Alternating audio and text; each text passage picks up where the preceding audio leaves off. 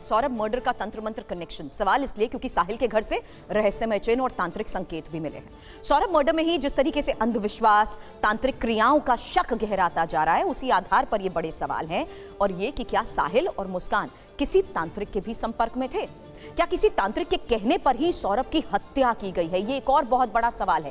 हालांकि पुलिस जिस तरीके से पूरे मामले की इन्वेस्टिगेशन में पता लगाने की कोशिश कर रही है, उसमें ये एक इंपॉर्टेंट फैक्ट है कि पुलिस जानना चाहती है कि क्या तंत्र मंत्र की भी बात सच है या सिर्फ कहानी को घुमाने की कोशिश हो रही है।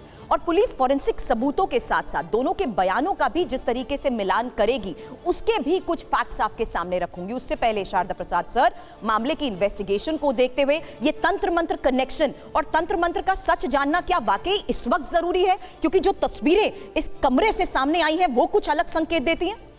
नहीं सुरभि, आप इसको इस तरह देखिए कि इस पर्टिकुलर मर्डर की जो प्लानिंग है, UEM Jaipur is a perfect target for prospective students aspiring for good jobs, good education with future-ready skills.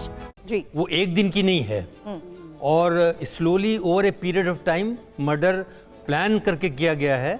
और दूसरी चीज़ है कि ये बहुत ही क्रूअल तरीके से किया गया है। तो ये दो बहुत ही इम्पोर्टेंट पॉइंट हैं जो कि हमें ध्यान में रखना है, क्योंकि अगर सिर्फ तंत्र मंत्र के लिए ही किया जाएगा तो उसमें क्रूएल्टी का कोई खास स्थान नहीं है। अच्छा। आप मर्डर करके और जो भी आपको निकालना है निकाल सकते हैं, लेकिन यहाँ तो बहुत ही क्रूएल्टी के साथ में काम हुआ है। तो इसलिए इस चीज़ पर ध्यान देना आवश्यक है। तंत्र मंत्र ठीक है, अपनी जगह पर है, that may be A cause, लेकिन उससे मर्डर का कोई चीज़ कम नहीं हो जाता है।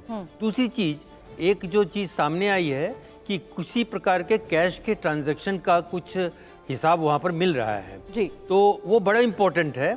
और कैश के लिए लोग कुछ भी करने को तैयार रहता है, स्पेशली अगर दूसरी पार्टी जिसका कैश है वो कैश से पार्ट होने के लिए तैयार नहीं है, वो देने के लिए तैयार नहीं है, तो कुछ भी लोग करने को तैयार रहता है। स्पेशली मैंने देखा है अपने सर्विस काल में कि जो लोग ड्रग्स लेते हैं उनके दिमाग की जो सोच है वो कहीं और जाती है। हमारी जो नॉर्मल सोच है, हम जिस पर कोई एक अपने को कंट्रोल कर लेते हैं, स्टेबलाइज कर लेते हैं, वो स्टेबलाइजेशन वाली जो प्रक्रिया है वो वहाँ पर डिरेल हो जाती है।